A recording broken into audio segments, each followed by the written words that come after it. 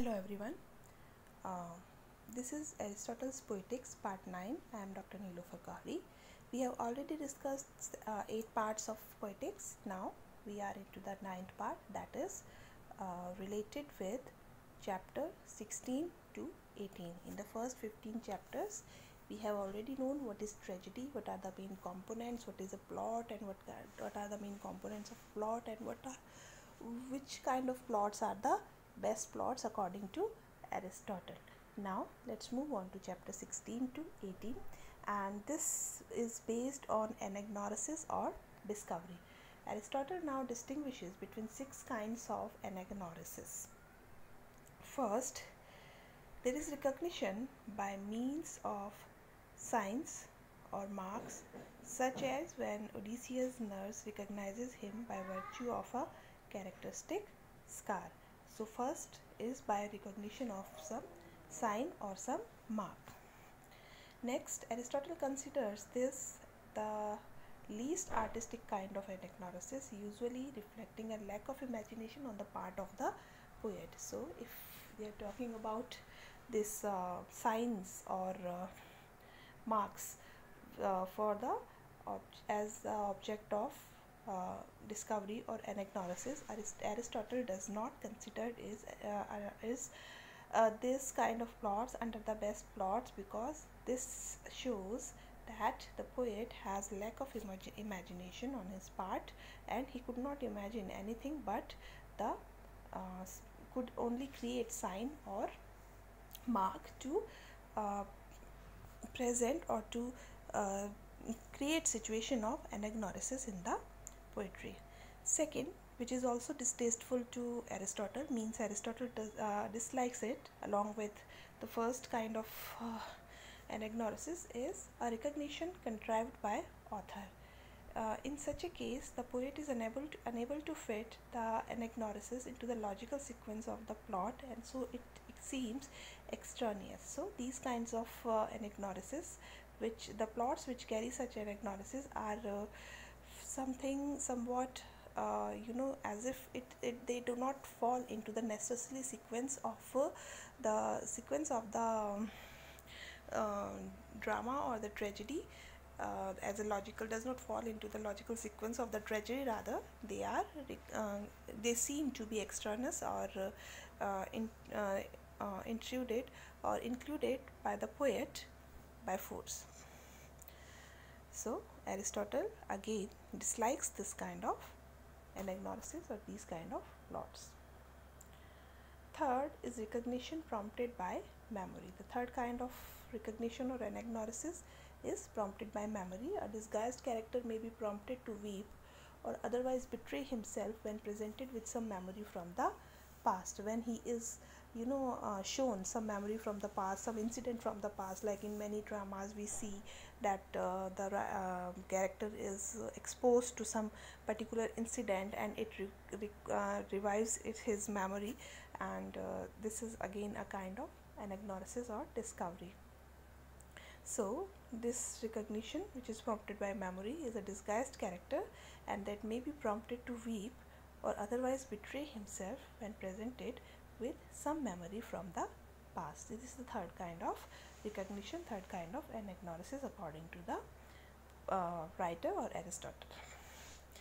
Now the fourth kind of anagnorisis is the second best kind of anagnorisis. Aristotle ranks him second among his list of favorite anagnorisis or favorite discoveries. It is where the anagnorisis is only the reasonable conclusion of an agent's thought. Okay, the thought which are into the drama, into the mind of the character or the agent, he calls the character the agent, logically comes into his mind, and it becomes reasonable or logical conclusion that comes to his mind, and it becomes his discovery. So Aristotle somewhat likes this kind of anagnorisis.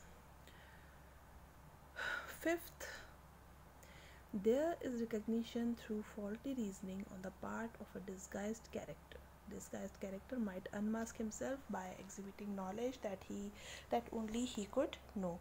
So in this kind of recognition, the faulty reasoning, the reasoning which was since used by the character and till now, and it was at fault on the part of a disguised character who had disguised himself so far, and he unmasks himself and exhibits the knowledge that only he could know, shows the knowledge which only that disguised character could know, no one else could know. So this is again a kind of anagnosis or recognition. So like Aristotle is giving these different kind of anagnosis, different kind of peripeteion is Aristotle to give an outline to the poets so that they can use better way to write their drama, write their tragedies.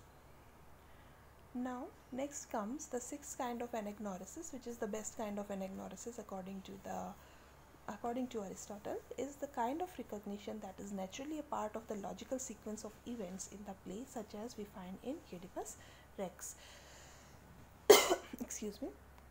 So this is the best kind of anagnosis, and this kind of anagnosis naturally falls, okay, is a natural part of a logical sequence of events in the play, one after another. When the discovery happens in Oedipus Rex, it is in the course of events. It does not fall, all of a sudden, or logically it is presented before the audience. Now Aristotle makes 7 final remarks about how a poet could go about constructing a plot. So when the poet has to construct a plot, when a poet has to create a plot, write a plot, what things he can include which can make him to write a better plot, a good plot. First, the poet should be sure to visualize the action of drama as vividly as possible. This will help him spot and avoid inconsistencies, like the story which is in the mind of the poet or in the mind of the dramatist should be visualized by him vividly, like in his dreams or like in real life, or if someone has seen an incident from real life. So this can increase the chances of avoiding inconsistencies in the drama, and this would be a very logically solid kind of action and drama tragedy. Then he says the poet should even try acting out events as he writes them. If he can himself experience the emotions he is writing about, he will be able to express them more vividly and to create, like in the first step he said that the poet should visualize the action of his drama as vividly as possible. To create this effect, he says that the poet should even try to act events as he writes them. When he is writing the events, he should try to act them. He should try to be an actor of those events, so that what he is writing about, he will be able to express them more vividly before the poet. If you have experienced what you are writing, like in autobiographies or into an incident which is inspired from the real life, it is more easier for the poet to write or poet to create more vivid and more effective kind of writing, because it helps the poet to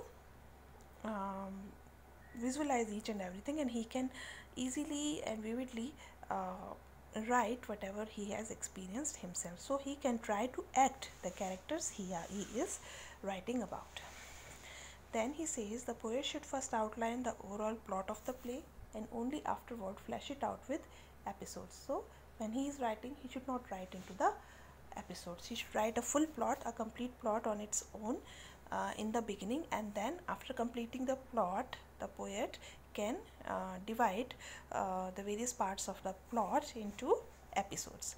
These episodes are generally quite brief in tragedy, but can be very long in epic poetry. So he has already differentiated between tragedy and epic poetry, that epic poetry is of longer length than tragedy. So there can be many things included in epic poetry. It has a scope of including many things, and it does not the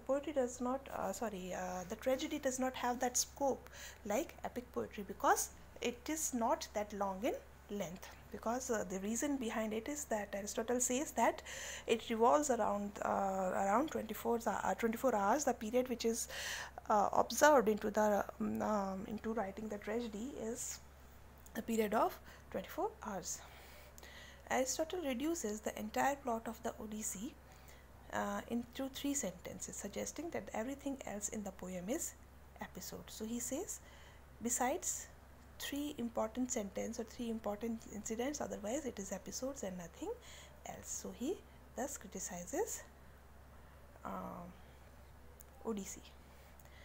Now he next says that every play consists of daisies or complication and luces or denouement.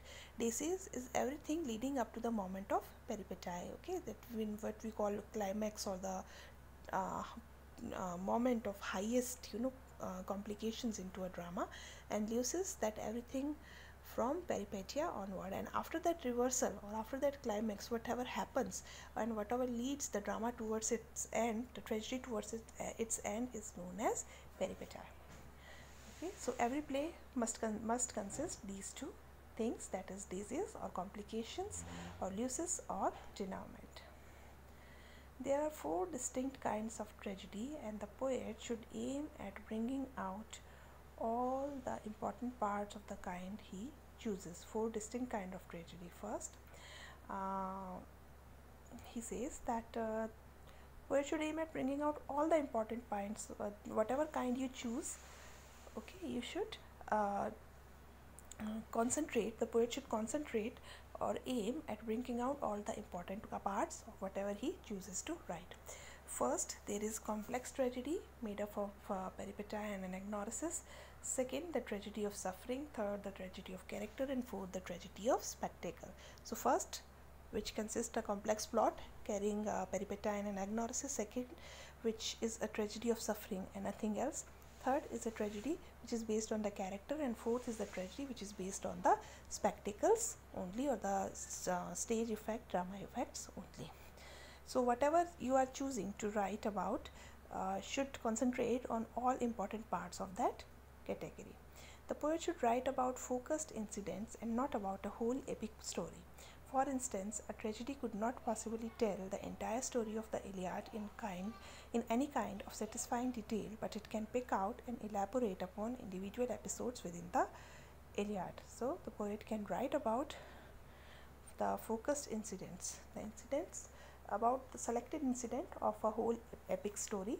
Okay, one cannot include all parts of an epic story or an epic poem into tragedy, and the entire story, for example, the entire story of Iliad cannot be given into satisfied detail, but the poet can rather pick one incident and then can elaborate upon it in individual episodes within the course of the tragedy. So what he could pick up one episode from Iliad, and then tragedy could be written about that one episode. So this is what he says, the 6th element of writing good plot. Poet should be focused. And 7th and the last quality which poet can include for writing a better tragedy, the chorus should be treated like an actor, and the choral song should be an integral part of the story. Too often, Aristotle laments the choral song have little to do with the action at all.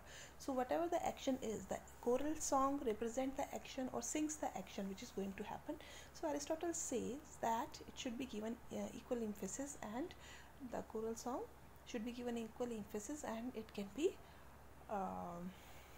sung at the length as an integral part of the story. So by including these 7 points, okay, first by visualizing the actions, enacting the characters or events, and outlining the plot first, and then fleshing it out into the episodes, and the consisting daisies and luces into the drama, then concentrating on whatever kind of poetry the poet is choosing to write out of the 4 types of poetry, that are the complex tragedies, the tragedy of suffering, tragedy of character, and tragedy of spectacle, and then to focus about particular incidents, not on the whole epic story.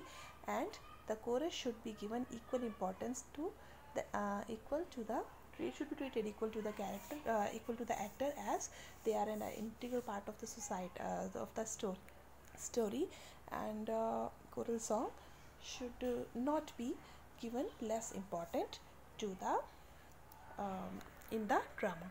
So these are the important components which can make a drama look or sound much better. And according to Aristotle, by including these things, the poet can write and prepare something which is a tragedy of what Aristotle wants, which falls upon the criteria of Aristotelian tragedy. Okay, so that's all for now. We'll discuss the next part in next lecture.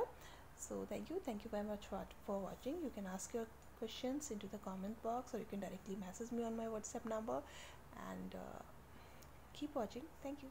Have a nice day.